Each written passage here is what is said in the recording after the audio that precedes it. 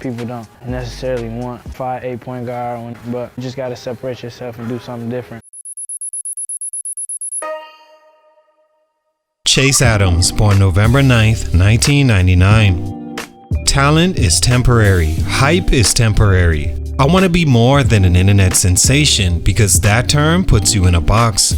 Chase Adams describing what it feels like to be as known as he was at an early age, only to have time tick by and the pressure start to sink in. We see internet prodigies all the time in the social media age we live in, and they all have one thing in common: being much more advanced than their peers, with much more hype than most would know how to handle. Chase grew to popularity when his Ball is Life mixtape that came out 13 years ago when he was just a 12-year-old 7th grader with hoop dreams, a lot of heart, and a growing fan base that rooted for his success. He was deemed a prodigy for his handle, speed, and quickness, and ironically, his lack of size compared to the competition. As humans, we marvel at things we can do that aren't supposed to be possible, and as a preteen, Chase Adams had that quality. As a naive, budding star, his perspective was filled with a lot of courage and positive outlook when he said that the height stuff doesn't mean anything. But unfortunately, in a sport like basketball, that couldn't be further from the truth. It's not impossible because we've seen small guys play in the NBA before, even considered MVP candidates, and literally jumping over the competition to be unprecedented. But size does matter, and is an obstacle you, as a smaller player, have to be content with always having it placed in front of you to either get over or succumb to the reality that basketball is a tall man's game to dominate. Every position in the NBA is looking for the tallest player that can play the position. That includes point guard. Ben Simmons is 6'10", LaMelo Ball and Luka Doncic are 6'7", Shea, Lonzo, Tyrese, Murray, Fox, and the list goes on, and if they're not, they jump out the gym: Ja, Rose, Westbrook, and so on. Typically, as far as physical capabilities, this is the NBA prototype. On average, you'll be matched up against an NBA point guard 6'3" or taller, with the ones like Garland, Brunson, Maxey, and Kyrie possessing outerworldly abilities. Chase Adams's Ball is Life video instantly caught fire and was viewed over 16 million times to date. Everyone knew who he was and wanted to see what he would do with the skills the video said he had and his opportunity to be the next big, small point guard on the map.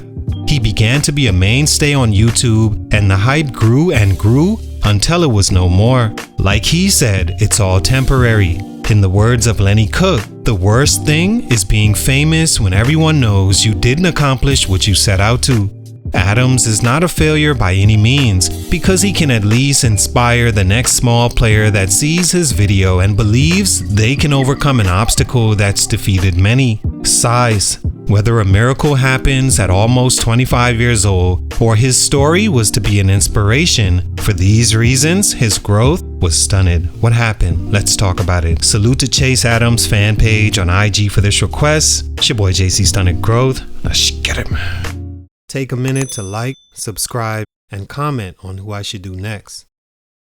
Chase Adams is listed at 5'7" and is a point guard from Park Forest in Chicago, Illinois that since 5 years old knew he wanted to be a basketball player. By the 7th grade, his handles were unmatched at that level and gained him much notoriety on YouTube. Soon, everyone wanted to know about him, and his fanfare went through the roof, all engaged in what the little guy could do next. As a freshman from Marian Catholic, he was an All-East Suburban Catholic Conference honorable mention, leading into starting as a sophomore and being named to the conference first team that year and the year after. As a senior, he moved to Ora High School and averaged 13.2 points, 5.3 assists, 3.1 rebounds, and 1.9 steals in the public league, leading his team to the 2A state championship game where he scored 17 points and had 6 rebounds, 6 assists, and 4 steals.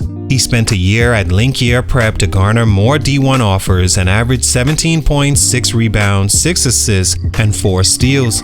He was unranked by ESPN as a 3-star recruit, committing to Portland as a much less talked about incoming freshman. Stunt number 1, no elite level skill. As a 5'7" player, at least listed, it's easy to pick on his size and harp on why he would always be seen as a negative mismatch on offense and defense, but leaving size out of it, I think Adams had much more important issues stopping him from getting to where he wanted to go. One of those was, although he did have all the heart in the world to consistently be the smallest guy on the court, he didn't have a key ingredient to make an NBA evaluator look past it. Something, if anything, that can translate and you can count on. Isaiah Thomas was an elite scorer, no matter his size, who could shoot the lights out from three and get in the paint to create for himself or others. At one point, he led the entire NBA in scoring. Nate Robinson, it goes without saying, his athleticism was literally second to none, as the only NBA player to win the dunk contest 3 different times. It helped him elevate on his shot, one that became deadly for the Chicago Bulls, and if it weren't for injuries and lack of opportunity, he could have been in the NBA for much longer. Even Muggsy Bogues was an elite defender who was elite at leadership and running an offense. Chase had an opportunity at Portland, who brought him in and started him 30 of 32 games, playing nearly 30 minutes per game. He averaged 7 points and 3.7 assists, 71% from the foul line, and shot 19% from 3. He did lead the conference in steals, which is a solid start. The next year, 2021, was a down year for everyone, with a pandemic overtaking everything, including sports, playing just 18 games, but this time starting just 2 of them. His minutes and averages were down across the board, including his only standout skill, defense, due to his lack of opportunity. He spent 5 years in college, including a demotion to junior college, but never found that elite skill he could lean on, giving scouts the chance to focus on his height or lack thereof. With the point guard position as tall and good as it is, not having an elite skill hindered his growth. Stunt number 2, shooting efficiency. Speaking of elite level skill, one that can save a player no matter his size is being an efficient shooter, preferably from the 3-point range, which is where most of his shots would most likely come from at his size. Any player on the smaller side of things, I recommend you developing as a shooter and ball handler first. You don't have to focus on being the shiftiest, just take care of the ball and run the team. But you do have to present a threat on offense and be a deadly one to add inches to the way you will be looked at. Imagine 2 scouts are in the room talking about you, and one says, well, he's only 5'8", and the other says, but he shot 42% from 3 for his career, 89% from the foul line, and 47% from the field. I guarantee you the second scout's opinion on Chase trumps the other, and some team gives him a chance. In 2 years at Portland, he had back-to-back poor shooting years, one where he played lots of minutes so had opportunity, and the other overshadowed by better players and less opportunity. Either way, he was off to a less than encouraging start. He then transferred to Salt Lake Community College because he wasn't happy with the Division I schools offering him in the transfer portal, and played well, shooting 41% from the field, 35% from 3, and 80% from the foul line, but still not quite enough. He returned to Division I at Jackson State and produced nearly the same in shooting efficiency, showing that in 5 years of college, including a COVID year, he hadn't developed as a shooter in time.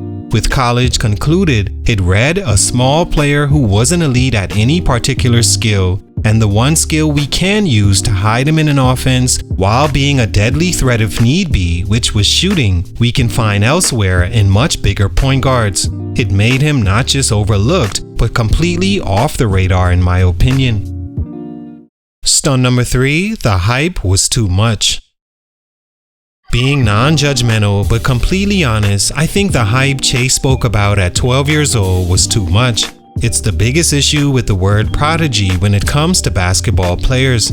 You're only a prodigy when you're young. The thing with that is, no one knows how your body will develop over the years, and whether or not your peers will eventually catch you and pass you in physical and skill development. Often disregarding that fact, YouTube pages and fans overreact to prodigies, and the ones that have literal growth stunts end up falling the hardest because, again, what good is being famous when everyone passes you by and leaves you right where they met you? The point of all hype. Chase Adams was a good enough player to have schools pay for his college education, but further than that is all up in the air. He's soon to be 25 and still training for a pro opportunity while staying positive his basketball life isn't over. Hype is good. It can get you the attention some need, but oftentimes it's too much from the start for a player that didn't develop the tools to match. All in all, Chase Adams' story can be an inspiration and learning lesson for players his size. It shows that hype is in fact temporary, and so is athletic ability. We all grow older and less of whatever we was, so take advantage of time and develop the skills that make your size insignificant. And definitely lead with courage no matter what. Salute, much respect, but for these reasons, his growth was stunted. It's your boy JC Stunted Growth, and I'm out.